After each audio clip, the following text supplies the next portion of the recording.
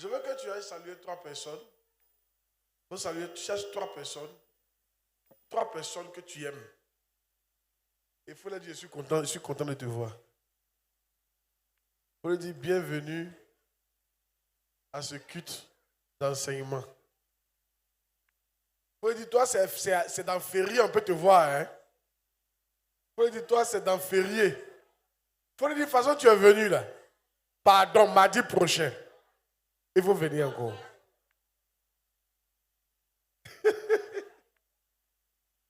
Amen. Je suis très heureux de vous voir. Donc, aujourd'hui seulement, il doit pleuvoir sur Djorobité. Hey!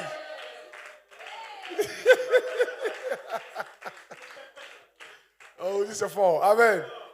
Il y a cherche quelqu'un que tu n'as jamais vu un mardi. Va le saluer. Dis, salue-moi mon frère. Oui, salue-moi ma soeur.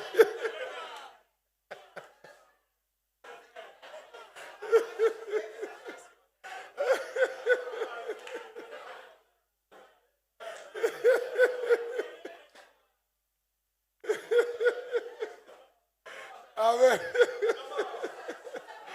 Non, salue-moi mon fils, salue-moi, ça seulement, il y a des doigts saluer. Salue-moi mon fils, bonne arrivée. Et puis, il est sapé pour venir, hein. Salue-moi mon fils.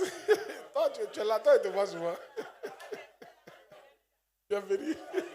Salue-moi, toi aussi. Ça m'a dit, c'est fort. Amen. On est content de vous voir comme ça. Amen. Soyez bénis. Ne laissez pas la place derrière. Venez vous asseoir devant. Il faut qu'on sache que tu es là. Soyez bénis. Non, asseyez-vous s'il vous plaît. Merci. Asseyez-vous. Prenez le premier siège. Hein?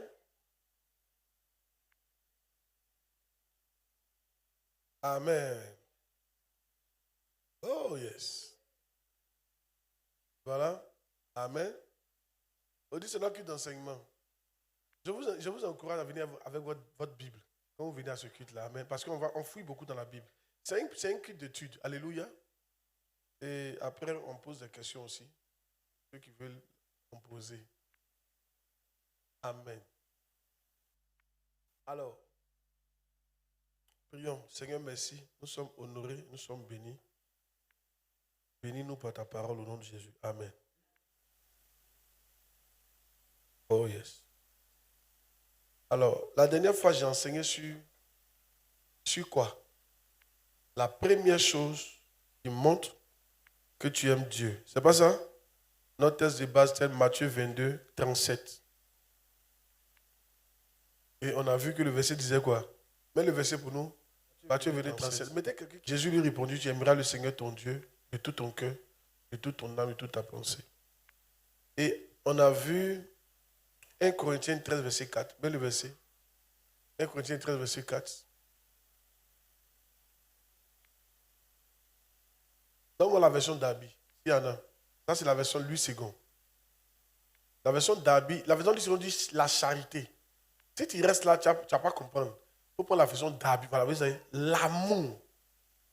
L'amour use de longanimité. Maintenant, comme Louis II, comme d'Abi, le français est lourd souvent. Si tu as vu l'amour là, tu reviens maintenant dans Louis II. Amen. Ouais, reviens. Louis II. Louis II. Voilà, la charité. Mais dans ta tête, tu sais que c'est l'amour. Amen. L'amour est patient. Donc on a dit, la première chose qui montre que quelqu'un aime Dieu, la première chose, c'est quoi? La patience. Envers qui? Envers Dieu. Yes. Et on avait dit que, pourquoi on devait être patient? Vous n'avez pas pris note? Premier point, pourquoi on devait être patient? On devait être patient pour comprendre ce que Dieu dit, pour comprendre ce que Dieu dit. Parce que très souvent, on ne comprend pas ce que Dieu dit. Et on a vu certains versets. On a vu 1 Corinthiens 2, 14. Mais ça va. On te fait un résumé rapide. 1 Corinthiens 2, 14. Mais l'homme animal, donc l'homme qui n'a pas le Saint-Esprit, ne reçoit pas les choses de l'Esprit de Dieu. Car elles sont une folie pour lui. Et il ne peut les connaître parce que c'est spirituellement qu'on en juge. Continue. Verset 15. Verset 15. Mais l'homme spirituel, au contraire. Vous voyez? Donc l'homme animal ne comprend rien. C'est l'homme spirituel qui comprend. Or, quand tu viens à l'église au départ, tu viens sans le Saint-Esprit. Le Saint-Esprit entre en toi. Maintenant, comme il n'est pas, il est ancré, mais comme il y a beaucoup de choses que tu ne connais pas, il y a beaucoup de choses que tu ne vas pas comprendre quand Dieu va parler. Alléluia. Donc, il te faut être patient pour que le Saint-Esprit puisse t'amener en profondeur à un certain niveau de maturité, pour que maintenant tu commences à comprendre ce que Dieu dit. Donc, on a dit que si tu n'es pas patient envers Dieu, tu ne vas rien comprendre dans ce qu'il va te dire. Amen. Et si tu ne comprends rien, tu peux pas marcher avec lui. C'est ça qui fait que souvent on est là, on dit Dieu, mais il dit quoi même? Disons-nous la vérité, ce n'est pas facile de comprendre Dieu. Non, il faut que je sois honnête avec vous. Même nous, les hommes de Dieu, ce n'est pas facile de connaître Dieu. C'est très difficile. C'est difficile. Mais avec un peu de patience. Amen. Ça, c'est le premier point. Le deuxième point, on a dit quoi? Pourquoi on devait être patient? Pour laisser le temps à Dieu d'accomplir son plan. Yeah, son plan. Pour nous, Jérémie 29, 11. Le texte dit, car je connais les projets que j'ai pour vous. Car je connais les projets que j'ai formés sur vous, dit l'Éternel. Projet de paix et non de malheur, afin de vous donner un avenir. Donc, souvent, quand tu es chrétien, tu crois que c'est toi qui as un projet. Dieu a un projet sur toi. Mais c'est quand souvent tu négliges ce projet-là, ou tu ne veux pas entendre parler, que ça devient problématique dans ta vie. Donc on a dit quoi? Quand tu donnes le temps à Dieu, ça lui laisse le temps de faire quoi? D'accomplir son projet. Amen. Yes. Parce que les plans du Seigneur ne sont pas nos plans. Amen. Et je vais vous expliquer ici. Pour que Dieu envoie le peuple d'Israël en Égypte, à Canaan, ça lui a pris beaucoup de temps. Yes. Il faut du temps pour que Dieu accomplisse son plan dans ta vie. Il faut du temps. Il a fallu du temps pour que Anne puisse mettre Samuel au monde. Elle a pleuré. Elle a souffert. Mais elle s'est calmée. Elle s'est dit non, je suis patiente. Il n'a pas fait qu'il ait laissé Dieu. Je suis toujours avec Dieu, je suis toujours avec Jésus. Parce qu'il lui faut du temps aussi. Amen. Pour plusieurs raisons. Écoutez, pour plusieurs raisons, il lui faut du temps. Plusieurs raisons. Ça ne dépend pas de lui, Dieu, ça dépend de vous. Si c'est Dieu là, même je peux accomplir. Mais le problème, c'est que toi, tu ne pourras pas supporter. C'est comme par exemple, nous tous ici là, écoutez, qui a des enfants? Levez les mains. Qui a des projets pour ses enfants? Qui a déjà tout accompli? Oh, ils sont vivants, non? C'est dans le temps que tu vas accomplir ça. Même actuellement, si tu as envoyé ton enfant aux États-Unis pour aller faire l'université, il est au CP2. L'argent est là, mais l'enfant n'est pas prêt. Il faut encore 15 ans. Lui, il doit aller à l'université. Quand il va avoir son bac, maintenant, toi, tu peux accomplir ce projet-là. Imagine si l'enfant au CP2, il est en train de t'emmerder. Papa, notre affaire d'université, tu as dit. Il est écrit, par la foi, toutes choses sont possibles. Et à cause de ça, l'enfant dit non, à cause de ça, lui, il ne vient plus à la maison, tu n'as plus son papa. Pourtant, toi, tu as déjà mis les milliards qui sont là pour son université, mais il est au CP2. C'est ce qu'on fait souvent à Dieu. On pense que tout peut... Non. C'est nous qui ne sommes pas encore prêts pour qu'il accomplisse certaines choses. C'est pourquoi je vous dis, comme le temps spirituel est différent du temps physique. Amen. Oui, parce qu'on ne grandit pas de la même manière spirituellement que physiquement. Alléluia. Quand j'étais chrétien, quand je me suis converti en 2000. La vraie date, j'ai cherché, c'est 2001. C'est en 2001 que je me suis converti. Amen. La vraie date, en 2005, on va dire 3 ans plus tard, 4 ans plus tard, j'avais 17 ans dans le règne spirituel. Donc, ça ne dépend pas de l'année qu'on connaît là. Si tu lis beaucoup ta Bible, si tu lis beaucoup les livres, si tu passes du temps avec Dieu, si tu es obéissant, tu grandis vite. Et plus tu grandis vite, tu permets à Dieu de manifester le plan qu'il a pour toi plus vite. Mais toi, pour avoir 1 an, il te faut 5 ans. Qui a compris la partie là?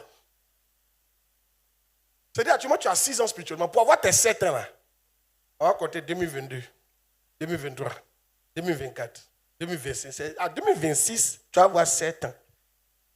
Maintenant, pour avoir 8 ans, 2027, 2028, 2030, 2030. Et tu te plains. C'est toi qui es aîné. Et tu te plains. Et je parle à quelqu'un. Sinon, Dieu a déjà tout préparé. Je connais les plans. Souvent, quand on se comporte, on a l'impression que Dieu ne connaît pas les plans. Dieu connaît les plans qu'il a fait pour nous. Mais la plupart d'entre nous, on n'est pas patient. Amen. Donc, il faut être patient. Alléluia. Dis Amen bien. Et si vous êtes obéissant, par exemple, prenons un exemple. Celui qui vient tous les mardis au temple. Et puis celui qui vient tous les dimanches. Toi, tu viens mardi, vendredi, dimanche. Mardi, vendredi, dimanche. En plus, ça, tu lis ta Bible. En plus, ça, tu écoutes la parole de Dieu. Tu pries beaucoup. Et puis l'autre, il vient une fois dimanche. Au bout d'un an, toi, tu peux avoir eu 4 ans. Lui, il est toujours dans un an. Là. Parce que tu as mangé plus. Tu as été plus nourri. Donc, tu as grandi vite. Et c'est comme ça maintenant Dieu commence à faire des choses avec toi. Parce que tu as l'âge. Et puis, il laisse l'autre. Et puis, l'autre se plaint. Vous voyez? Donc, il faut être patient. Mais dans notre patience, qu'est-ce qu'il faut faire? Il faut faire tout pour grandir. Dis amen bien. Aujourd'hui, j'ai traité les ennemis de la patience. Qu'est-ce qui fait qu'on n'est pas patient? Et bien, tu as dit, waouh. Les ennemis de la patience. Amen. Amen. On va voir ça et puis on va arrêter aujourd'hui. Sinon, ce truc-là, c'est un premier ennemi, notre âge. Notre âge. Genèse 16, 2. Mets ça pour mon fils. Premier ennemi, notre âge. C'est un ennemi. Notre âge est un ennemi de la patience. Et Sarai dit à Abraham, voici l'Éternel m'a rendu stérile. Viens, je te prie. Vers ma servante. Peut-être aurais-je par elle des enfants. Et Abraham écouta la voix de Sarai. Elle s'était vue vieille. Par la suite, quand Dieu va lui dire, Sarah, l'année prochaine, tu auras un enfant. Elle dit, moi, à cet âge, avoir un désir. Elle dit, elle vieille, elle va aller coucher encore avec son mari. Ça, c'est pour les jeunes filles, ça. Yes. Notre âge. Écoutez, qui vous a dit que l'âge est un problème pour Dieu? Je suis sûr que c'est à cause de certaines femmes, Dieu a tout fait pour que Sarah accouche à 90 ans. Bien. Pourquoi tu vois qu'il est puissant? Il peut faire ça. Tu as 50 ans, tu as 40 ans, et puis ton cœur bat déjà. Aujourd'hui, j'entends Dieu dit, il y a 30 ans, il faut qu'il fasse mes enfants. J'ai vieilli.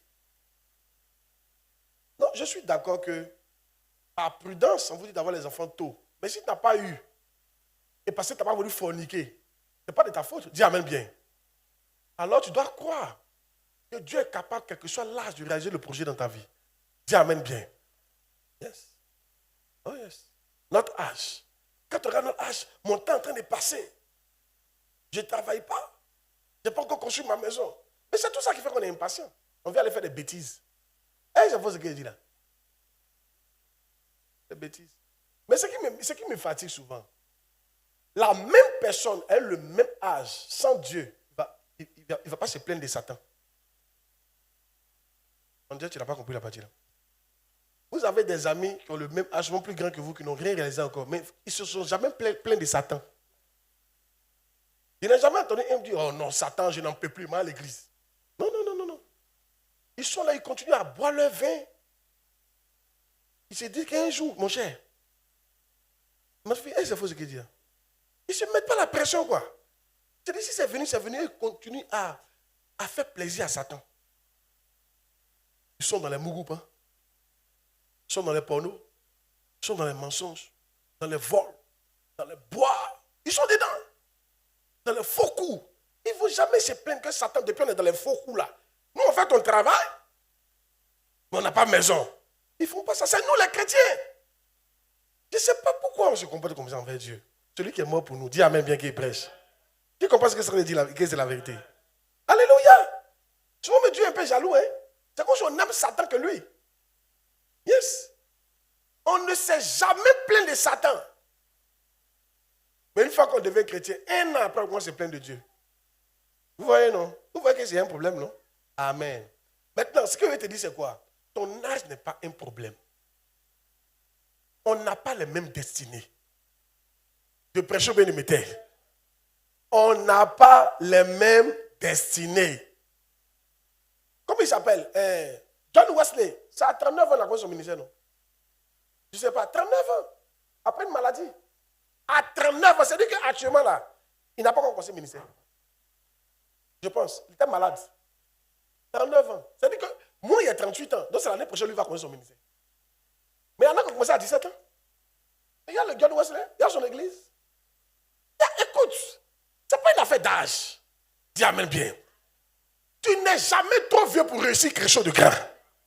Avec Dieu. Oh, qui ne dit pas amen qu'il prêche? Alléluia. Mais allons-y encore en profondeur. Et Moïse, tu as 80 ans. Dieu l'a appelé. Ouh! 80 ans. Mais Moïse, il a un ministère. Tout le monde parle de son ministère.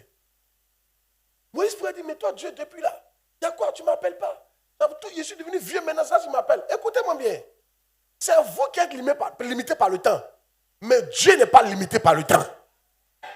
Attends, si Dieu dit qu'il va te bénir à 60 ans et puis il te donne la vie qu'à 110 ans, ça fait 50 ans de prospérité. Je pense que ça, tu vas oublier toutes les années de galère là. Et c'est faux que c'est prêché là. Dis à même bien qu'il prêche, non?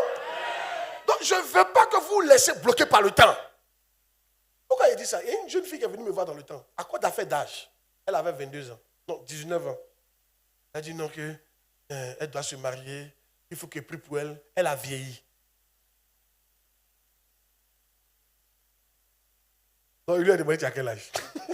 Elle dit 19 ans. Il dit, ah, tu as vieilli comment? Il dit, mon âge passe, mon âge passe, mon âge passe. Et dans cette affaire pourquoi il dit c'est le temps? L'âge. La petite là. Comment elle a vu qu'elle était? Elle a un BTS. Mais même parce qu'elle a vieilli. Elle doit aller vite. Elle est partie. Elle était vierge. Chrétienne vierge. Mais à cause de la réussite, elle est partie coucher avec un professeur pour avoir son BTS. Elle lui a donné sa virginité. Et après, le gars s'est foutu d'elle. Elle pleurait comme ça. Tu vois, tu es pressé. Tu es pressé. Elle veut se marier. Tu as quel problème? Est-ce que je parle à quelqu'un ici? Maintenant, vous pensez que vous êtes trop vieux. Demande à quelqu'un, tu as quel âge même?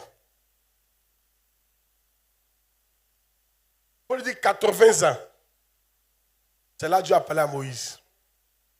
90 ans. C'est là que Sarah a accouché. Je ne peux pas poursuivre au coin. Dieu est bizarre. Pourtant, Moïse, je vais dire, Moïse était l'enfant de la promesse. Un enfant de la promesse, 40 ans, Fiolongo, 84 Fiolongo, il est dans le désert.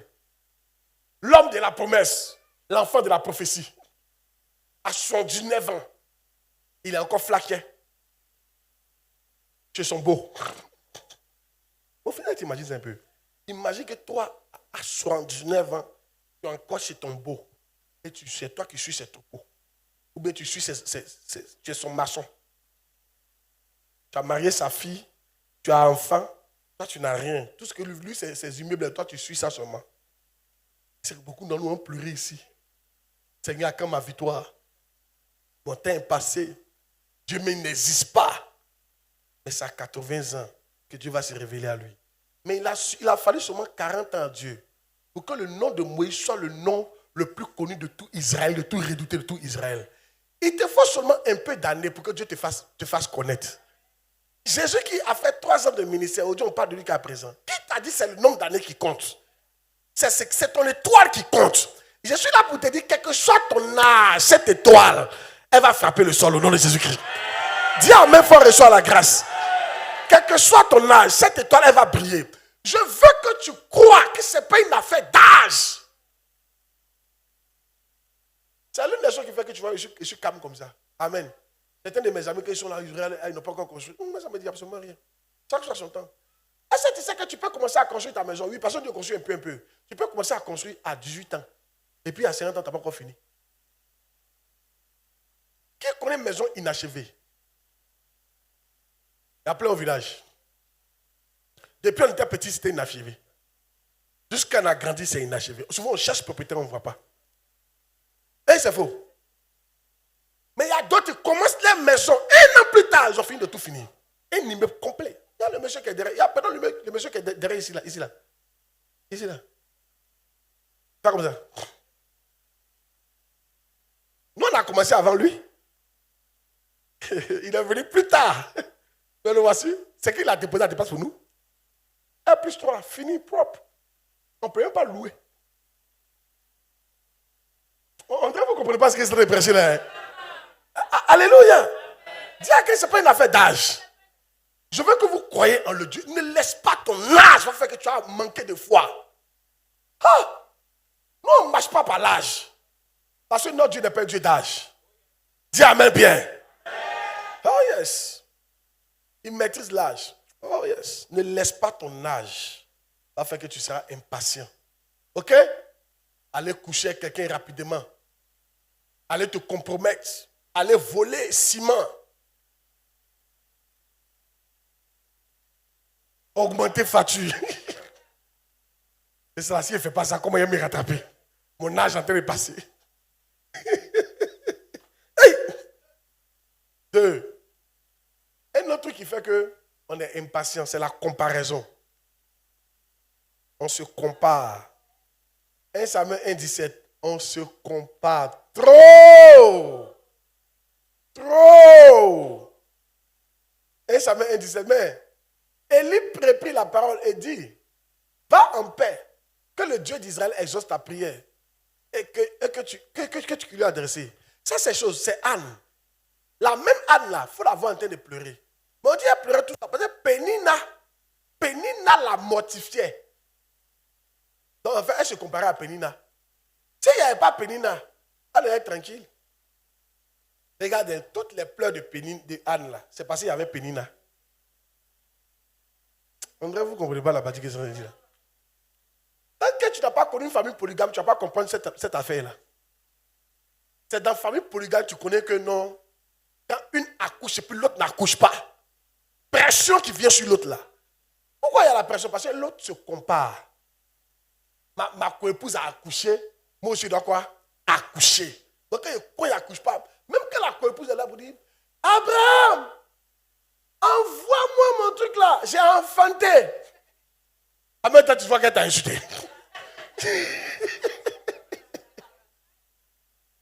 Et c'est faux ce qu'elle dit là.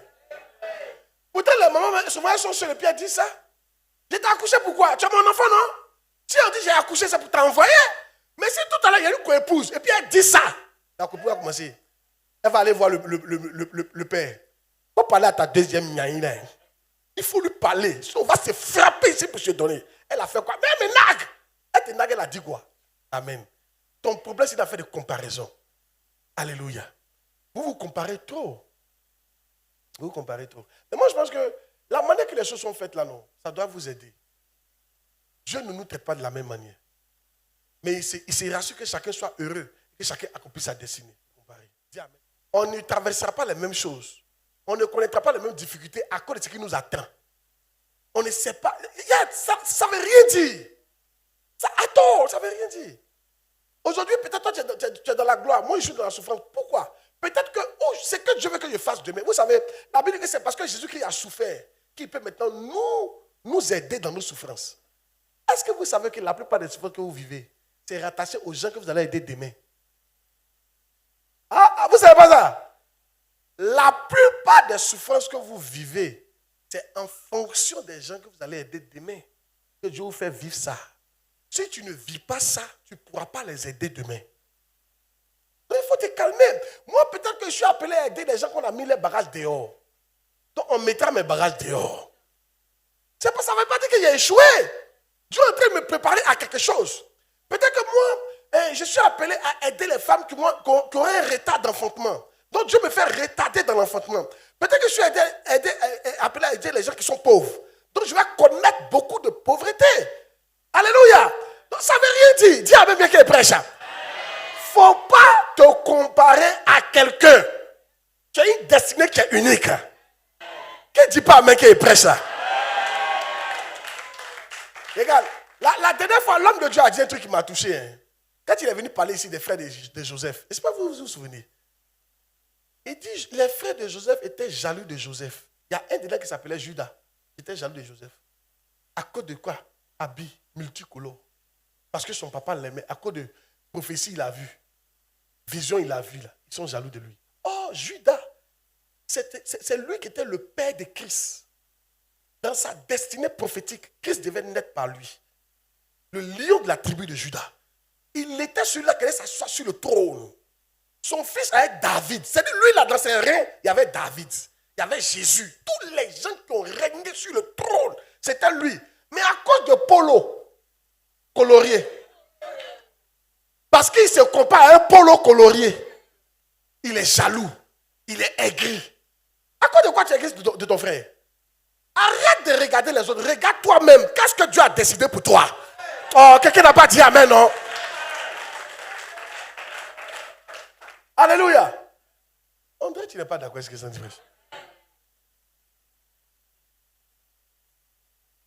Oh yes. Oh yes. Amen. Dis amen bien qu'il prêche. À cause de polo. Dis à cause de polo. Dis donc, tu es jaloux à cause de mèches humaines, tu es jalouse d'elle. Faut lui demander à cause de mèches humaines. Ou bien à cause de frollo, la fait frollo. Ou bien à cause de tcha. Tu te compares comme ça. À cause de quoi? Ou bien à cause de voiture, elle vient déposer là. Hey. Je ne vous comprends pas pourquoi vous êtes. Ne soyez pas aigris. Bénissez le Seigneur pour ceux qui avancent. Sachant que vous aussi, vous avancerez. Sachant que vous aussi, vous quoi? Vous avancerez. La vie est faite d'étapes. Ne te compare pas. J'aime prendre cet exemple. Prophète Pokou et moi, mon ami. Hey! Là, Prophète Pokou était sur mission. Une église à Bassam là-bas. Là. Moi, j'étais encore au Bichon Adam. Il m'a invité pour aller prêcher là-bas. Il était très heureux. Il avait du monde. C'est vrai, l'église n'était pas pour lui. Mais déjà, tout le monde l'appelait papa. C'était comme son église. La femme elle était en exil. Amen. Ça ne m'a jamais rendu triste. Une équipe là-bas, voilà, lui et moi, avant on faisait un programme ensemble, maintenant il m'a dépassé. Si c'est certain d'entre vous, vous allez rester. Si c'est certain d'entre vous là, vous serez triste. C'est que je suis en retard. Il y a mon ami là, lui et moi, avant on faisait le programme. Maintenant là, lui il a l'église, moi je suis là toujours. Il souffre. Ça n'est jamais passé dans ma tête. J'étais heureux pour lui. Mais maintenant, 10 ans plus tard, nous voici aujourd'hui. La dernière fois qu'on est parti à Singapour, il me disait merci. Parce que dans le board de Bishop Dag, c'est par lui que Dieu est passé pour me donner Bishop Dag. Mais c'est moi qui l'ai introduit dans le board. Donc c'est grâce à moi qu'il est parti à Singapour. Hier, il m'a aidé. Aujourd'hui, c'est moi qui l'aide. Oh, tu n'as pas dit amen, non? Hier, aujourd'hui, il t'aide. Mais demain, toi, tu peux l'aider aussi. Chacun a sa destinée. Arrête de comparer à quelqu'un et d'être jaloux, d'être aigri. À quoi ça, tu deviens impatient? Tu vas aller faire quelque chose. Hein? Tu maigris seul. Tu es aigri dans l'église. Ton visage est serré. On dirait quelqu'un qui est constipé. Hey! C'est que j'ai entendu dire là. Toi-même, tu sais de quoi il parle. Quand tu es constipé et que tu t'assois sur le bidet, on n'a pas besoin de te dire à quelqu'un que tu es constipé. Tout le monde sait que tu es constipé. Parce que ton visage change. Tu te concentres. Des prêcheurs de mes terres. Ça fait qu'on est impatient. Alléluia. Soyez patient. Hein? Dites amen bien. Soyez quoi? Soyez patient. Si votre ami avance, bénissez Dieu pour sa vie. Participez à sa grâce. Dieu visite tout le monde. Aujourd'hui, c'est lui l'invité. Demain, il va te visiter. Il te visitera. Oh, tu ne dis pas amen, non? Il te visitera. Hey. Amen. Yes. Si vous êtes chrétien depuis un temps, vous allez comprendre ce que je suis en train de dire là. Souvent, quand vous durez dans une église, tu vois que Dieu visite les gens par vagues. Même dans le domaine spirituel, même en matière de puissance de Dieu. Vous vous consacrez, et puis tu vois que lui, Dieu a commencé à l'utiliser. 2 jours là, quand lui, vraiment, c'est fort. Et puis au bout d'un temps, il est habitué à son onction, et puis ça tombe sur quelqu'un d'autre. Dieu visite chacun son tour. Pas besoin d'être aigri, impatient, non. Lui, là, de toute façon, il a réussi là, non, je ne peux plus attendre. Il faut que je fasse quelque chose. Il faut qu'il fasse quelque chose. Tu vas aller faire quoi? Et te voici, tu es découragé dans l'église. Dis à un mec qui prêche. Qui est d'accord avec mon enseignement là? Dis à ton voisin, ne te compare plus. Il ne faut plus faire ça. T'en prie. Faut dire, regarde toi-même. Il y a des projets sur toi. Il y a des choses sur toi. Ça se réalisera. C'est grand aussi, c'est grand aussi. C'est grand aussi. Ah, amen. Amen. Yes. Ça peut aller? Yes. Une très belle truc. Et puis beaucoup, c'est mon gars. On est ensemble. Oh, yes. C'est lui qui m'a envoyé à Chua Montagne. Moi, il l'a envoyé à Singapour. T'as vu, non? Je ne peux pas comprendre. Beaucoup de choses. 3. C'est une chose qui fait qu'on est impatient. C'est une limite de la patience. nos rêves. Elle a dit, papa parle. Nos rêves nous rendent impatients. Yeah. Psaume 37, verset 4. Nos rêves nous rendent impatients. Il y a une parole souvent qui me vient. Qu'est-ce qu'il me dit? Il dit, vous n'avez pas de problème, vous avez des rêves. Il dit, ça veut dire quoi, Seigneur? Il dit, ça veut dire, vos problèmes là, c'est vos rêves. Que vous n'avez pas de problème. Vous êtes là. Il y a un rêve que vous voulez forcément réaliser. Souvent, au moment où on ne doit pas réaliser, c'est ça qui devient problème après chez vous. Bien. Mais je vais t'éclairer un peu. Je vais t'éclairer. Psaume 37, verset 4. Père de l'Éternel tes délices, et il te donnera ce que ton cœur désire. On va voir un peu de délices, veut dire quoi? Par définition. Délice, extrême plaisir. Donc fais de l'Éternel ton extrême plaisir. Et il réalisera ton rêve. Toi, tu es venu quand et puis tu veux que Dieu réalise ton rêve. Et quand tu es venu, est-ce que tu as fait de Dieu ton extrême plaisir? Et c'est toi qui es là, Dieu, tu as dit dans ta parole, mais j'ai fait, je n'ai rien vu. Regarde, on a qu'à être, qu'on soit conséquent envers nous-mêmes, soyons honnêtes. Je te pose la question, est-ce que tu peux te arrêter? Mets le verset. Fais de l'Éternel tes délices. Est-ce que l'Éternel est devenu tes délices? Je te pose la question. Délice, c'est extrême plaisir. Peut-être tu ne comprends pas bien. Qui travaille ici? Donc, qui a déjà travaillé dans le passé? Ou bien tu as travaillé, puis chaque soir, il y avait un maquis où vous partez. Il y avait un coin où vous vous retrouvez chaque soir. Levez les mains. Chaque soir. Oh, il y a eu une là-bas. Oui, chaque soir. C'est toujours un coin. Ouais, after work, toujours. Et souvent vous quittez là-bas 22h, 23h. Chaque soir. Regarde, sûrement bien. C'était devenu ton délice. N'est-ce pas? Quand tu es là-bas, tu ne vois pas le temps passer. Suivez, s'il vous plaît. Tu ne vois pas le temps passer, n'est-ce pas? Tu es là-bas jusqu'à 23h, ça ne te dit absolument rien. Mais c'est là que tu veux, tu te sens bien quand tu es là-bas. C'est là où tu as fait quelque chose de ton extrême plaisir. Mais il te pose la question, est-ce que toi, si on te dit de venir chaque soir à l'église jusqu'à 23h, est-ce que tu n'as pas à te plaindre? Tu vas te plaindre. Tu vas dire, c'est quelle église ça? Mais pourtant, tu es capable d'aller dans un autre endroit avec tes amis, assis autour des bières, un peu de choukouya. Hey! Des prêcheurs bénédicteurs. Oh yes, il y en a c'est du vin, il y en a c'est des bières. Bien glacées là. Un peu de choukouya. Vous mangez jusqu'à 23h. Et chaque soir, tu es là-bas. Et tu es content d'être là-bas. Souvent, mais ta femme t'appelle, tu dis, oh, j'arrive. Et quand tu racontes, tu dis, mais cette sorcière même me fatigue. À qui est prêché? À qui est prêché là? Oh yes. Amen. C'est là où on dit tu as fait de quelque chose ton extrême plaisir. Quand quelque chose est devenu ton plaisir, là, quand tu es là-bas, tu n'as pas envie de partir ailleurs. Moi, je pose la question, quand tu viens à l'église, est-ce que toi, tu n'as pas envie de partir ailleurs? Au contraire, toi, tu regardes là pour partir ailleurs. C'est un signe que tu n'as pas encore fait de l'Éternel tes délices. Et donc, ce qui est dans ton cœur, là, Dieu n'est pas encore prêt à réaliser ça. Parce que tu n'as pas encore réalisé ta part. Maintenant, quand moi je t'enseigne, c'est pour que tu fasses tes délices. Pour que ton rêve, lui, puisse réaliser à ta place. Dis à mec qui est prêt, ça. Je ne vais pas vous mentir. Plus j'avance dans la vie chrétienne, l'endroit où j'ai envie d'être, c'est à l'église. Vous pensez que non, c'est une affaire de tout regarder. Quand Christ David était né, le petit Christ David, il a servi Dieu à nous. Et il continue de servir. Il est lourd. Maman la quitte au travail. Elle descend à 18h, il y a culte. Donc, du travail directement, elle vient à l'église. Moi, il attend là-bas. On fait que jusqu'à 22h.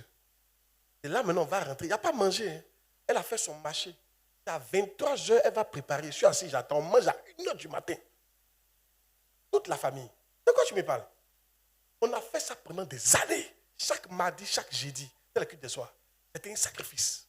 C'est ce qu'on disait qu'il était notre délice. On ne peut pas dire à cause du temps. Quel temps? Que non, il n'y avait pas de sauce. Je suis parti faire sauce pour mon mari. De quoi tu me parles? What are you talking about? Hey! Hey! Alléluia. Vous savez, savez souvent, quand Dieu est en train de bénir des gens, vous dites, mais Dieu même, il fait 2 poids 2 mesures. Dieu ne fait pas 2 poids 2 mesures. Montre-moi quel est le délice. Qu'est-ce que tu as fait pour Dieu et puis tu lui as prouvé qu'il est ton délice. Et il y a vous dit, c'est dur pour avoir transport, non? À ce moment, on n'est pas de voiture. En ce moment, Remblai, là, pour aller au Remblai, tu vas demander Remblai. Tu peux rester là jusqu'à 23h30. Il n'y a pas de voiture pour aller au Remblai. Mais il n'y a pas un jour, on n'est pas venu au culte. On s'en fout. Il n'y a pas de transport. Notre délice, c'est d'être assis à l'église, dans la maison de l'Éternel. Alléluia. Alléluia. Alléluia. Les hommes, si vous dites que vous êtes des hommes, dites à la famille, il n'y a pas un qui reste servant, bébé, nouveau-né, tout le monde à l'église. On est assis là. Oh yes. Montez à Dieu que l'Éternel est vraiment votre délice. Vous allez voir si on ne va pas réaliser vos rêves. Mais ne prétends pas, parce que tu n'as pas encore montré qu'il est ton délice. Et David dit, toi tu dis que tu n'as pas le temps, mais David il vient à la maison de Dieu 7 fois par jour. C'était un président de la République. David était un homme d'affaires, président de la République. 7 fois par jour, lui, tout le temps, il vient à l'église. Toi, tu es quoi? Insulteur. Hey. Vendeur de poissons. Hey. Frigoriste. Hey. Laveur de voiture. Hey. Dresseuse. Hey. De prêcheur de mes terres. Yes.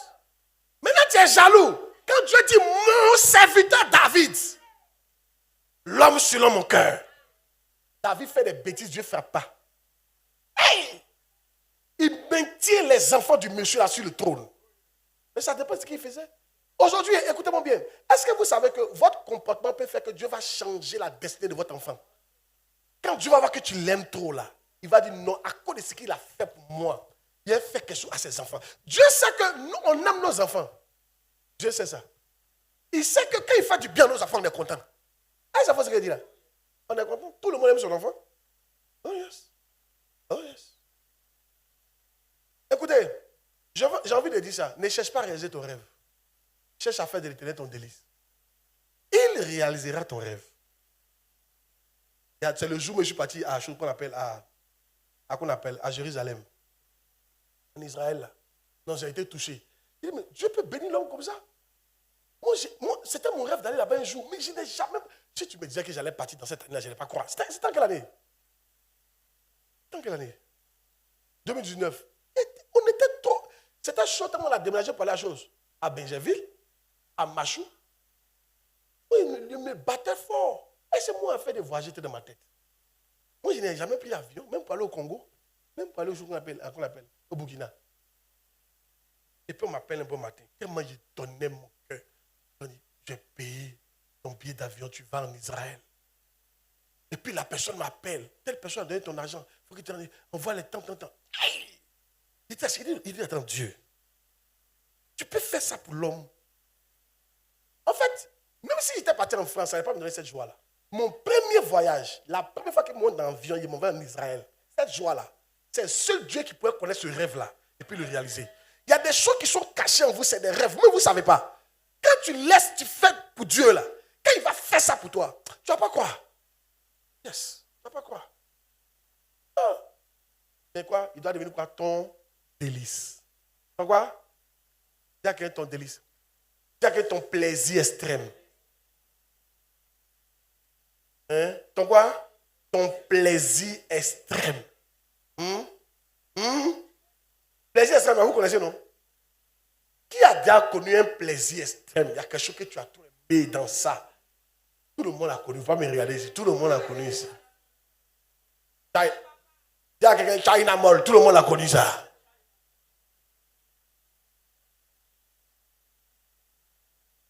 Amen. Il y en a votre plaisir, c'est la nourriture. Hein? Quand vous êtes en face de la nourriture, poisson braisé, ça c'est votre coin ça. Vous n'avez pas envie d'aller ailleurs. Il y en a, c'est les chaussures.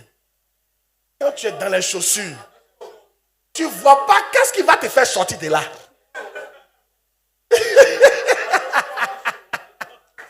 Il y en a, c'est les vêtements. Quand tu rentres dans la marque qu'on appelle, Dior. Hey! Comment Chanel. C'est le jour où elle est partie à Dubaï. J'ai vu que votre maman aime les marques. Quand on passe, elle dit c'est telle marque. Je dis, tu connais telle marque? Elle dit oui. Pour l'avoir convoité les marques là. Je dis, il n'y a pas l'argent. Hein? Elle dit, on va rentrer quand même pour demander. Elle demande. Je dis, tu as demandé seulement. Hein? Tu demandes seulement. Hey! Il y a quelque chose, ton plaisir là. On n'a pas besoin de dire. Ça se voit dans tes yeux. Ça se voit dans ton expression. On sent que tu es content. Papa t'a dit, lui il regarde l'amour que les gens ont pour lui. Il a un don. Il a ce don là. Il dit il a ce don là. Et c'est dans les yeux des gens qui voient ça. Il dit, lui, quand il te regarde, il sait que tu l'aimes. Il y a un don qu'il a. Hein? Ah, donc quand il entend un prêcher qui te regarde, il faut bien voir quel œil tu as lui donné. Hein? Oh! Le gars, longtemps, il a vu que tu l'aimes pas, tiens. Amen. Je prie que Dieu me donne ce don-là aussi. Hey!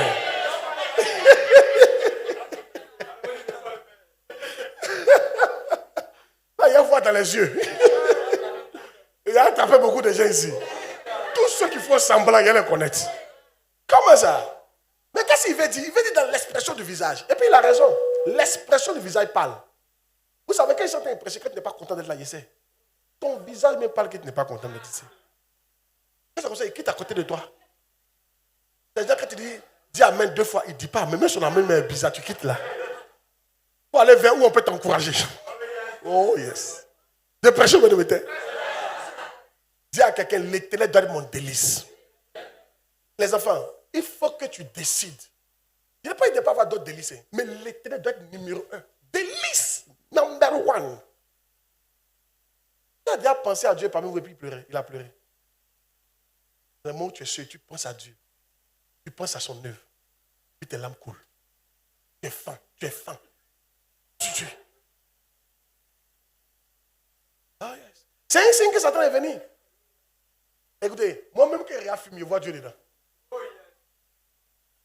Tu me vois, Jackie Jean là. Il te dit, tu as vu cette phase-là, on peut l'utiliser, ce qu'il a fait là. Si on voit ça dans le domaine spirituel. Ouais. Oh! Alléluia! Hey! Même quand je suis dans la brousse là, il regarde les arbres là, il sait te passer à ministère. Hein. Il va te donner une révélation sur cette table là tout de suite. Et tu as vu de façon l'arbre là, et là, on peut faire des choses. Hey! Guy! My God! Recevons cette onction au nom de Jésus de Nazareth. Yes. Celui qui fait de l'Éternel ses délices n'a pas peur du lendemain. Celui qui fait de l'Éternel ses délices ne réfléchit pas pour réaliser ce qui est dans son cœur. Celui qui fait de l'Éternel ses délices ne planifie pas pour réaliser son rêve. L'Éternel lui-même va planifier pour lui. Dis amen bien qu'il prêche. Ah yes. Et ça, il pense que ça c'est une clé majeure. C'est ce que le truc a dit, comment ça s'appelle? Il y a un retard transproduit. Au dépôt dit, tu ne peux jamais connaître ma prospérité si tu ne connais pas l'amour que j'ai pour Dieu. Oh yes. Au dépôt, avant de se marier, il a fait sortir une lettre. Il a écrit ça. C'était écrit, je ne t'empêcherai jamais de servir Dieu, ni de voyager. Je ne me plaindrai jamais que tu sors trop pour aller faire les croisades. Non, je ne t'empêcherai jamais. Et puis il a donné ça à sa fiancée. Il dit, fiancée, il faut signer ça là. Il dit, si tu ne signes pas, il ne te donne pas. Lis et puis tu signes. Ça montre son amour pour l'Éternel. Il dit, quand lui faisait évangélisation, il n'avait pas encore église. Il ne fait pas évangélisation pour remplir l'église. Lui-même, il adore les âmes. Juste pour faire plaisir à Dieu. Donc, quand tu vois sa prospérité là, ça part du fait que l'Éternel est son délice. Vous savez pourquoi il s'habille en blanc? Il est toujours en blanc et puis cravate rouge. Il dit, ça ne peut pas perdre le temps dans autre chose. Parce que pour ça, bien dur. Quand tu as beaucoup de vêtements là, tu peux prendre 1 heure facilement devant l'habit. C'est ce qu'il dit là. Quand tu prends blanc, noir, en bas rose, chaussures, tu vois que tu l'enlèves, tu changes. Il a vu que tout ça, ça peut perdre son temps.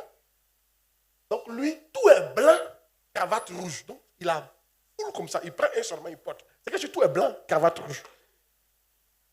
Vous n'avez pas compris la partie là. Pour le Seigneur, il ne veut pas perdre le temps. Parce quand tu entends les gens, tu vois que les gars là, tu comprends pourquoi il a déjà prévu sa femme à un. Est-ce que vous savez que le niveau de prospérité que lui il a là, il ne touche plus son argent. Il y a quelqu'un qui gère ses finances. Ils sont devenus comme des présidents maintenant. Ma fille, l'argent est trop. Tu ne peux pas gérer. Ce n'est pas votre petit, tu as 2 comptes bancaires, tu sais qu'il y a 1 million ici, 1 million ici. L'argent est trop. Ça vient du monde entier. C'est lui qui va te dire, écoute, bon d'accord, mon argent qui vient là, prends 40%, aide les orphelins. Prends 10% et envoie ça à mon père spirituel. Prends 30% pour mettre les gens à l'université. Il ne regarde pas. C'est 1 milliard. Quand Dieu nous emmène à ce niveau au nom de Jésus Nazareth. Il y a quelqu'un qui n'a pas la foi qui n'a pas dit Amen. Hein? Quand Dieu nous envoie à ce niveau au nom de Jésus. Il y a des niveaux quand tu es là-bas, tu comptes plus ton argent toi-même. Il y a des niveaux quand tu es là-bas, tu oublies l'argent dans ta poche. Tu oublies des comptes bancaires. Mais il y a des niveaux, même 1000 francs, tu cherches. Tu sais où c'est. Tu peux voler ça. À qui c'est arrivé? Qui a pris mes 1000 francs? Il a mis ça sur la table ici.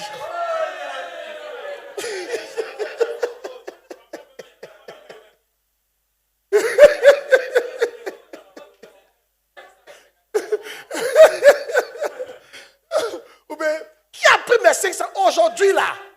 Vous allez me connaître. Si 500 là ne sort pas. Je te dis, je prophétise. Tu quittes ce niveau au nom de Jésus. Qui ne dit pas Amen? Tu quittes ce niveau au nom de Jésus. Tu quittes ce niveau au nom de Jésus. Amen. Alléluia. Oh yes. L'éternel est délice. Les enfants, moi je pense que ce verset-là, on doit lutter. Si on se dit des chrétiens, voilà où on doit arriver. Ça peut ne pas être du tic au tac, mais tu dois travailler de telle sorte que l'éternel devienne ton délice. Maintenant, regardez, l'un des secrets pour que quelqu'un devienne ton délice, c'est quoi? C'est de passer du temps avec la personne. Est-ce que vous savez que c'est comme un amour? Même le gars là, il est vilain, il est venu t'accorder, tu ne l'aimes pas. Mais il ne faut pas passer du temps avec lui. Si vous passez du temps, au fur et à mesure, ce qui était vilain va devenir joli. Qui a compris la partie là? Hey! Amen. Le temps tu as dit quand tu es fan de quelqu'un de qui tu ne devais pas être fan. Juste parce que vous avez passé du temps ensemble. C'est comme ça aussi avec Dieu. Regarde, si vous continuez de venir à l'église tous les mardis, tous les jeudis, tous les programmes, vous vous efforcez. L'amour, il y a un certain amour que vous allez développer pour le Seigneur. Parce que vous êtes dans sa présence. Reçois cette grâce au nom de Jésus. Reçois cette grâce au nom de Jésus. Reçois cette grâce au nom de Jésus. Reçois cette grâce au nom de Jésus. Il y a un jeune homme que je connais comme ça. L'un des plus beaux de sa génération. Oh yes. Non, la vie qu'il est joli. Quand un garçon est joli, tu connais. Oh, le jeune homme là. Il y avait une fille qui vendait beaux photos qui était fan de lui. Il était fâché. Parce que lui, c'est les filles des sous-préfets, des préfets. La fille qui vendait beaux photos est tombée fan de lui. Il était énervé au départ. Mais son problème, il partait manger beaux photos chaque fois. Son problème, il aimait beaux photos. À force de manger beaux photos, de causer à la fille, manger beaux photos, causer à la fille, il est tombé amoureux de la petite. Ses amis ne croient pas. Il dit quoi même? Il dit, je suis fan d'elle. Il a dit, tu dis quoi? Oh, arrête ça! Faut pas gâter. À qui c'est déjà arrivé? Où ton ami est fan de quelqu'un et dit, oh, arrête ça! Faut pas gâter notre palmarès. Mais vous êtes un groupe d'amis là, vous avez un style. Faut pas, il va faire ça. Faut pas, il va envoyer ce type de gens là. Souvent vous êtes entre vous copines et puis une de tes copines tombe fan de tu pardon, faut pas faire ça. Lui là, on ne veut pas le voir à notre sortie, hein. Faut pas gâter notre truc, hein. On a un genre. Toi aussi. Oh. À qui c'est arrivé ici? Yes. Il était sérieusement fan de la petite, hein. Il dort, il rêve à elle. Chaque fois, il va vers elle. La fille, on ne sait pas. La fille n'est pas allée à l'école. Et nous-mêmes, on était assis, on dit, hé, tu as fait quoi sur elle? Il tremble comme ça, il est fendé, il tremble comme ça. Bouffe le dos. Hé, bouffe le dos. Hé, bouffe le dos. Amen. Alléluia. Toi aussi, si tu viens ici chaque fois pour écouter la parole de Dieu, tu passes du temps avec Dieu. Le temps tu vas tomber peut-être même plus fin que moi. Plus fan de Dieu même que moi. C'est ce que je veux. Vous savez, le jour où vous serez fan de Dieu, comme j'ai un peu en moi, là, vous allez comprendre mon comportement. C'est quand tu n'es pas encore fan d'une go que tu dis que mais est-ce que le gars a payé trop cher pour elle.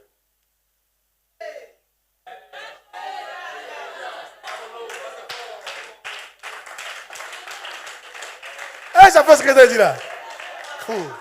Le gars, mais il peut vider son compte bancaire pour donner à la petite fille là. Et c'est lui te voit. Il faut parler toutes tes histoires de la joie et la pauvreté. Il n'est pas dans ça. Il ne t'a pas dit que lui vient jouer. Lui, il est fin.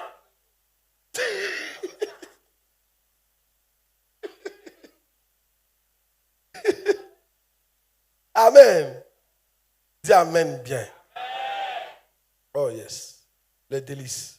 Maintenant, regarde. Il a touché un point. Oh yes. Le manque d'amour véritable pour Dieu. Je m'arrête là aujourd'hui. L'un des ennemis de la patience, c'est le manque d'amour véritable pour Dieu. Amen.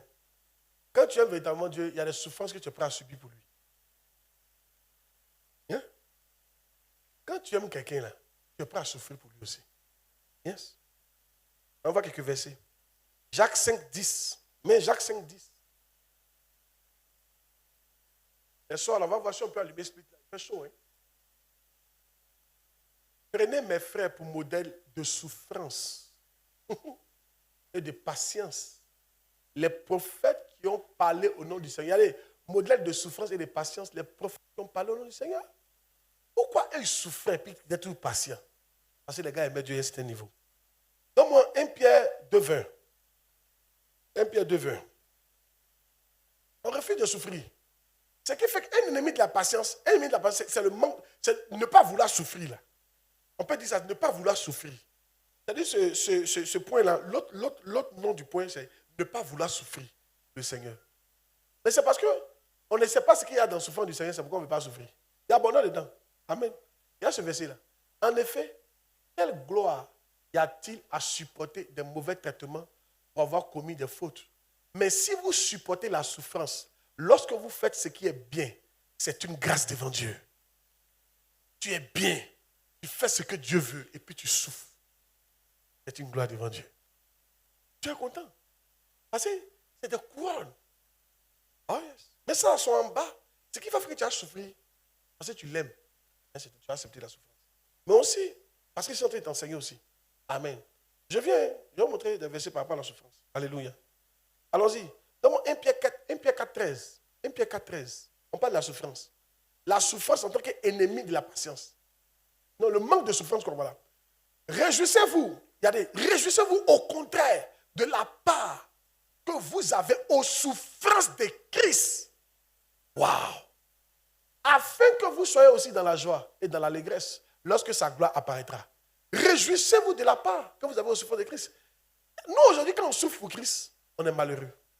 La Bible dit, réjouissez-vous. C'est-à-dire qu'on doit être content parce qu'on souffre pour Christ. Quand on dit souffrir pour Christ, c'est quoi? Il n'y a pas de pays, tu es parti voler en train de te frapper. Hein. Non, ça, ce n'est pas souffrance pour Christ. Ça, c'est souffrance pour toi-même. Amen. Ah, alléluia. Aujourd'hui, disons-nous la vérité. Toi, en tant que femme comme ça, là, tu ne dois pas souffrir du manque d'argent parce qu'il y a des hommes qui te draguent.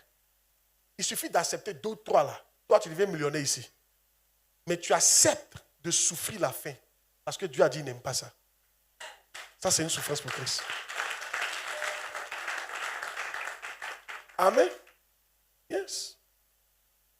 Oh yes. Oh yes. Les hommes, c'est pareil. Hein. Tu souffres.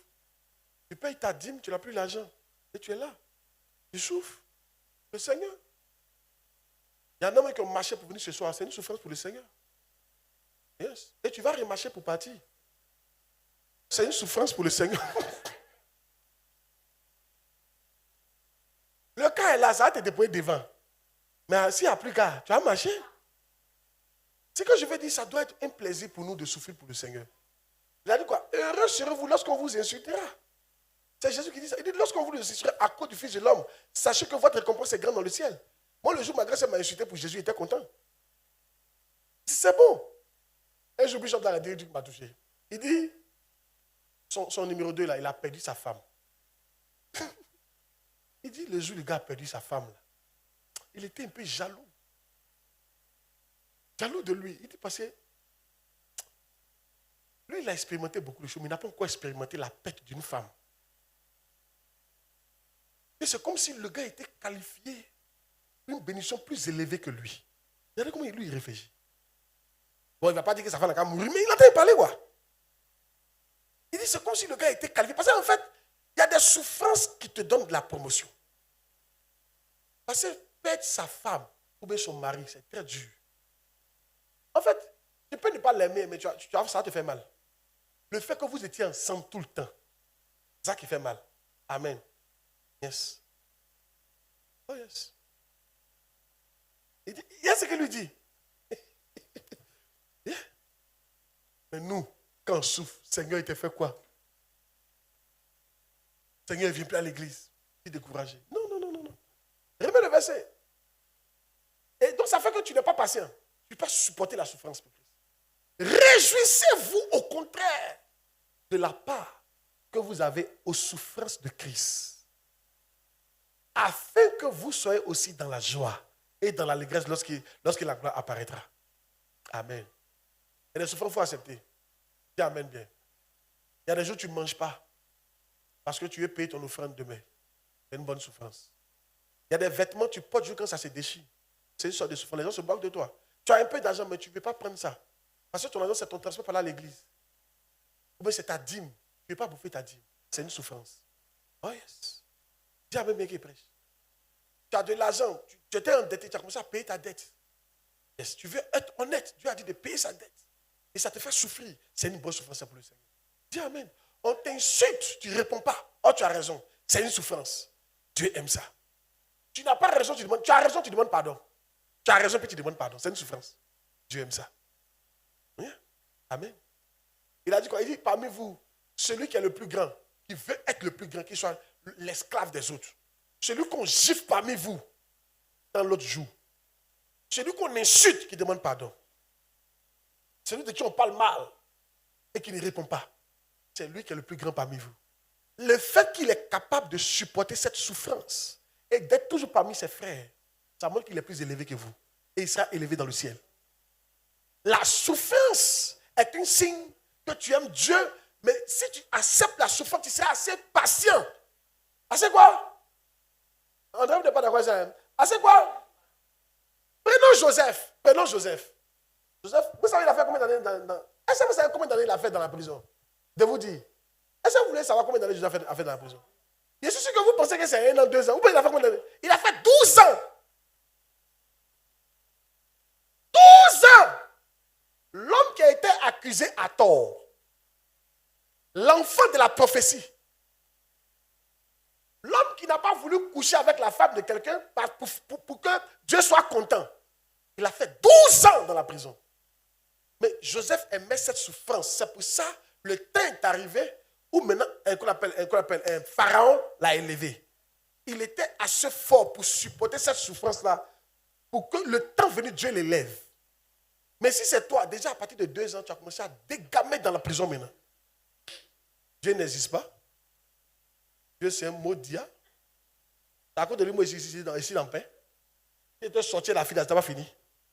Mais tu as commencé maintenant à dire n'importe quoi. C'est faux ce que je suis en train de dire là. La souffrance.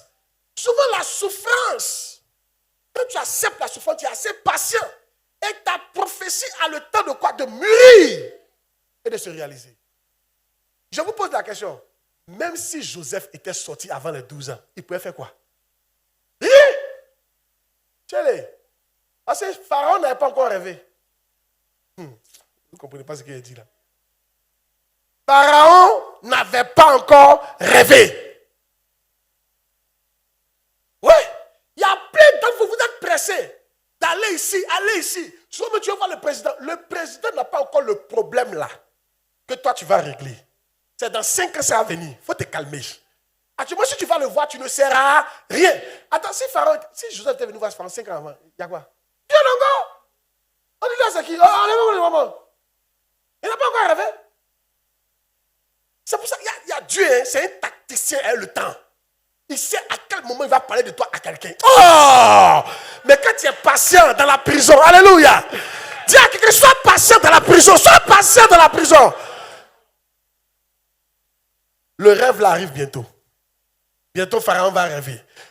J'annonce à quelqu'un, bientôt Pharaon va rêver. Bientôt l'homme là va avoir le désir de se marier. Bientôt, qui dit pas américain prophétise ça? Bientôt quelqu'un va avoir besoin d'un comptable personnel. Bientôt ils auront besoin d'un pilote personnel. Bientôt ils auront besoin d'un homme de main personnel. Mais en attendant, il faut souffrir. Il faut accepter de souffrir dans la prison. Va dire ça à toi, personne, il faut accepter de souffrir dans la prison. Bientôt il va rêver. Mais en attendant, il faut accepter de souffrir dans la prison. La prison où on ne mange pas bien. La prison où on ne mange pas ce qu'on veut. La prison où on te frappe. La prison où on ne peut pas se promener. La prison où on ne peut pas sortir. La prison où on est limité. La prison où on est insulté. Il faut souffrir là-bas. C'est un temps de souffrance. Ça. Mais bientôt Pharaon va rêver. Hey! Quelqu'un n'a pas dit amen. J'ai dit bientôt Pharaon va rêver. J'ai dit bientôt Pharaon va rêver. J'ai dit bientôt Pharaon va rêver. Est-ce que tu sais que quand tu supportes la souffrance, c'est là maintenant Dieu met le rêve dans la tête des pharaons. Ça peut aller? La souffrance. Maintenant, mon dernier verset pour la souffrance. Et puis on va arrêter là. Apprenez à souffrir pour le Seigneur. C'est une bonne chose. Donne-moi un verset. 2 Corinthiens 11, 23, 33. Posez une question. 2 Corinthiens 11, 23, 33. Tu veux, hein? Sont-ils ministres? C'est Paul qui parle. Sont-ils ministres de Christ? Je parle. Un homme qui extravage. Je le suis plus encore. Par les travaux, bien plus. Par les coups, bien plus. Par les emprisonnements, bien plus. Souvent en danger de mort. Continue. 5 fois, voilà sa souffrance maintenant. 5 fois, j'ai reçu des Juifs 40 coups moins 1. C'est-à-dire qu'il a reçu 39 fois, 39 coups de fouet multipliés par 5. Pour le Christ. Et ils ont fait ça, pas un coup, hein. Ils ont fait 39 ici, là. Il est parti ailleurs, il est parti prêcher, il a attrapé encore. 39 encore. Il est parti encore ailleurs. Tu sais, quand on fait tout un coup en même temps, tu peux mourir, puis c'est fini. Mais quand ça vient un peu, c'est pas facile.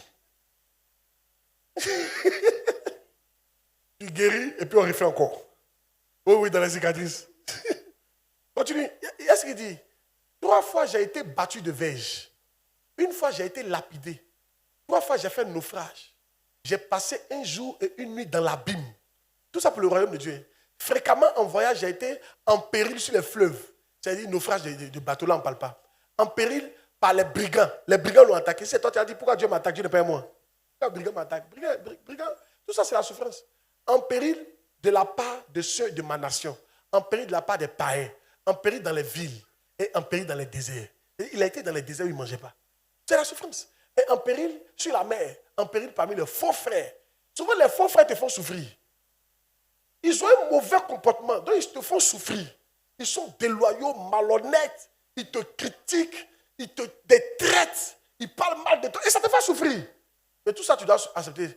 J'ai été dans le travail et dans la peine, exposé à de nombreuses veilles. Il a veillé. Vous qui n'aimez pas veiller là, il a veillé. À la fin, il a faim. Il a eu faim. Toi, tu n'aimes pas avoir faim pour Christ. Il y a la faim dedans. La soif, il y a eu soif. À des jeûnes multipliés, au froid, à la nudité. Hey, sans habit, nudité. Et sans parler d'autre chose. Et puis il dit, je suis assiégé chaque jour par les soucis que me donnent toutes les églises. Là, nous, on peut comprendre un peu ce qu'il veut dire. Je suis assiégé par les soucis que me donnent toutes les églises. Là, cette partie-là, nous, on peut comprendre un peu. On est assiégé. Moi, je suis assiégé par les soucis que me donnent toutes les églises. Tu n'as pas idée des soucis. Qui est faible? Que je ne sois faible. Qui vient à tomber? Que je le brûle. Continue. S'il faut se glorifier, regardez ce qu'il dit, s'il faut se glorifier, c'est de ma faiblesse que je me glorifierai. Oh yes. Nous, on voit notre faiblesse comme la honte. Mais un vrai chrétien voit sa faiblesse comme un sujet de gloire. Dieu, qui est le Père du Seigneur Jésus. Remets. C'est pas encore fini. Dieu, qui est le Père du Seigneur Jésus et qui est béni éternellement, sait que je ne mens pas. À Damas, le gouverneur du roi, Arétas, faisait garder la ville des Damascéniens pour se saisir de moi. Oh yes. Mais on me descendit par une fenêtre dans une corbeille le long de la muraille et j'échappais à leurs mains. Regardez comment il a souffert. La question est celle-ci. Regardez qu'il a fait tout ça. Il était toujours zélé pour Dieu. Il était toujours patient, sachant que son Rédempteur est vivant. Écoutez les enfants, nous allons être patients, mais souvent c'est dans la souffrance. Il faut accepter ça. C'est un sujet de gloire. C'est un sujet de gloire. Ton mari te frappe. Tu as envie de le tromper. Mais Dieu dit non. Et tu y restes là. Oh yes. C'est de la souffrance. Dépression, bien aimé. Beaucoup de choses t'arrivent. Pour Jésus, tu ne fais pas.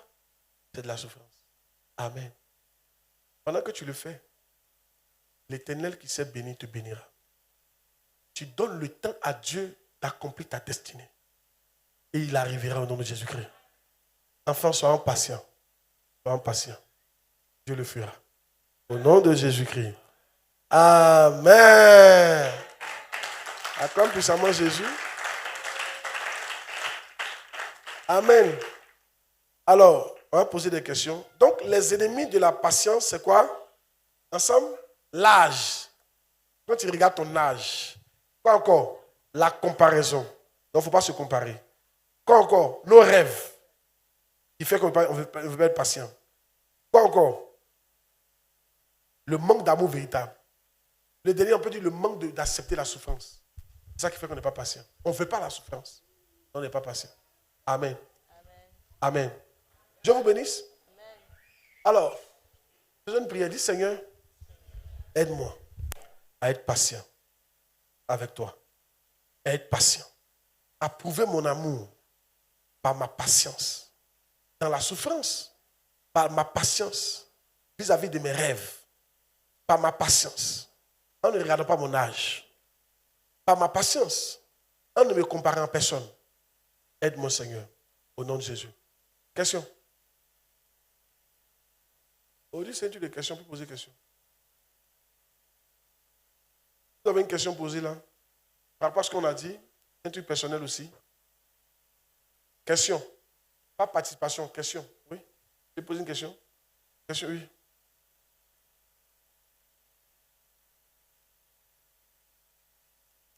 Je crois que tu as été béni.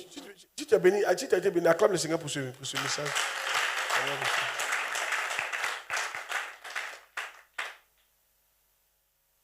Papa, que Dieu vous bénisse pour le puissant message. Et moi, personnellement, j'ai été très béni ce soir. Communément, dans nos églises, bien avant de venir, le message même du salut, il y a la partie souffrance qui était ôtée. Donc ça fait qu'aujourd'hui, lorsque, par exemple, tu dois être ôté du message du salut, donc ça fait que ce qu'on avait reçu, le premier message du salut, on avait ôté la souffrance. Donc on nous faisait croire que le salut, Christ avait déjà tout accompli. Et ça veut dire qu'aujourd'hui, quand tu veux annoncer l'évangile à quelqu'un, tu as tendance à toujours avoir cette attitude de pouvoir présenter un salut sans ces souffrances. Donc ça veut dire qu'aujourd'hui, quand tu veux parler de souffrance après, la personne a déjà cet esprit capté que Christ a déjà tout accompli. Donc ça veut dire qu'aujourd'hui, vraiment, ce soir-là, concernant la souffrance attachée, prenant part à la souffrance de Christ, je pense que c'est un message qu'on doit réintroduire dans notre manière d'approche, d'encourager quelqu'un à accepter le Christ. Donc vraiment, j'aimerais poser la question, comment aujourd'hui, en présentant l'évangile aux nouveaux croyants, comment introduire cet aspect de souffrance sans être un blocage dans son esprit? sa question, comment prêcher en mettant la souffrance dedans pour ne pas que ça fasse fuir les gens. En fait, le truc, c'est que ce n'est pas vous qui convainquez les gens. N'oubliez jamais ça. C'est le Saint-Esprit. Donc, il ne faut pas aller mentir là-bas. Parce que quand tu dis une demi-vérité, c'est un mensonge. Et ça te rattrape après. Parce que quand il vient, 2 semaines après, il retourne. Vaut mieux lui dire la vérité. Et puis quand tu vas, ce n'est pas pour ça que tu es parti. C'est s'il a posé question, tu as dit ça. Quand tu vas, Jésus-Christ est mort pour toi. Il y a l'enfer qui est là. Tu n'as pas besoin d'aller en enfer. Est-ce que tu es né de nouveau? Amen. Tu parles de la nouvelle naissance. C'est de ça que tu parles. Qu'il soit né de nouveau. Maintenant, s'il te pose la question, tu lui expliques maintenant. Mais quand il va venir à l'église, on va lui faire comprendre qu'il est né de nouveau. Ça, c'est gratuit. Mais il y a d'autres choses qui vont payer le prix. Amen. C'est tout ce que tu peux faire. Maintenant, s'il te pose la question, il faut dire la vérité. Tu fais Christ. C'est la vérité. Amen. Il ne faut pas mentir. Moi, je n'aime pas ça. Moi, les chrétiens comme ça, moi, je n'aime pas. Les chrétiens qui viennent, puis on lui a menti là. Je sais que lui, là, bientôt, il va partir. Ou bien soit je rectifie le titre dès maintenant. Pour lui faire comprendre qu'il y a la souffrance dans cette affaire-là. Et pour le faire, c'est simple. Hein? C'est juste de montrer les versets bibliques. Ne vous emmerdez pas. Fais sortir la Bible. La partie, ça parle de souffrance. Il n'a qu'à lire. Quand il lit, tu commences, c'est fini. Tu pries pour lui et puis tu l'encourages. Si il dit qu'il ne vient pas, c'est son problème. Toi, tu l'encourages seulement à venir. Maintenant, le Saint-Esprit va faire le travail. Ce n'est pas toi qui convainc. C'est le Saint-Esprit qui convainc. Amen. Papa Dan qui prêche qu'on appelle la souffrance là. Il a plus d'églises que tous ceux qui parlent des bonnes choses. Loin, il est plus riche, loin. L'église est plus riche, loin. Il n'y a pas de match même. Yes. Ça peut te dire que le Saint-Esprit, une fois que tu es honnête, il va attirer les gens. Au début, ça peut être difficile, mais ils vont venir. Et ça sera des vrais croyants. Ils vont faire le vrai travail. Dis amen bien. Et puis, eux tous seront plus prospères que dans les églises où tu vas et puis on parle du bling-bling là. Je vous dis, les églises où on parle du bling-bling là, où de la vérité, hein? Plein faux semblants, hein? Ils sont endettés, hein? Moi, je sais de quoi ils parlent. Ils sont très endettés. Ils viennent garer des voitures, mais ils sont endettés. Ils vivent au-dessus de leurs moyens. Ils veulent paraître forcés. Parce qu'on leur a dit, oh yes. Il y a une église où on m'a dit que les filles, elles prennent voiture de gars. Ils sont partis en semaine, samedi à l'hôtel. Et puis elle dit, pardon, prête-moi ta voiture. Une Range Rover. Elle vient avec ça. Elle vient, gloire à Dieu. C'est comme voyez ça, Dieu nous bénit, c'est la grâce de Dieu. Le lendemain, elle vient pour une autre voiture, mais c'est un autre gars encore. Et pour elle, c'est ça. Mais en fait, le truc, c'est que pour elle, être chrétien, c'est ça. C'est il faut que, voilà, il ne faut pas encore nous minimiser. Écoute, ça, c'est du faux truc. Dis amen bien qui prêche. Ne rentrez pas dans ça. Vous avez compris? Ne rentrez pas dans ça. C'est une issue sans fin. Ça n'a pas d'effet. Yes, ça n'a pas d'effet. Et ils croient que, vous savez comment ils pensent? Et ils pensent que Dieu va faire un miracle financier, puis ça va venir couvrir tous leurs mensonges. Ils s'oublient que Dieu ne participe pas au péché de quelqu'un. C'est comme grossesse que tu as pris dans fornication. Ça ne tombe jamais seul. On dirait que vous n'avez pas compris la partie là. Par exemple, une chante qui est là, elle chante et puis elle n'est pas mariée, elle joue qu'elle est chaste. Et puis elle a pris grossesse. Si elle n'a pas enlevé elle-même, ça ne va pas tomber. Oh, il y a des femmes mariées qui prennent et puis ça tombe seul. Ça ne tombe pas. C'est ce que tu as fait là. On va voir. Vous ne comprenez pas ma dimension de message. C'est que je veux dire, si tu veux vivre au-dessus de tes moyens, Dieu va exposer ton derrière. Oui, il va exposer ton derrière. Parce que Dieu se dit que tu mens. Tu mens aux gens. C'est vrai, je n'ai pas envie de faire pitié. Mais ne dis pas ce que tu n'as pas. Ou bien, ne dis pas ce que tu n'as pas. Tu es un menteur. Oh, le mensonge est l'une des choses que Dieu déteste le plus. Et tu peux être dans ça, lui va te donner un gros contrat. Là, comme ça, tout ce que tu avais dit là, quand le contrat vient, c'est comme si c'est ça maintenant. Il n'est pas dans ça. Pas de compromis. Amen. Ok? Oui, une question? Cochon. Ça va les questions? La souffrance? Amen. Soyez bénis. Même déménager d'un quartier à un autre, c'est une bonne souffrance. Quand tu vois que c'est trop élevé pour toi que tu déménages pour le Seigneur, parce que tu n'es pas vu au-dessus de ton moyen, c'est une bonne souffrance. Hein? Et Dieu va te relever après. Amen. Mais si tu restes dans ce quartier-là, il va t'endetter sûrement. Il ne va rien faire. Ok.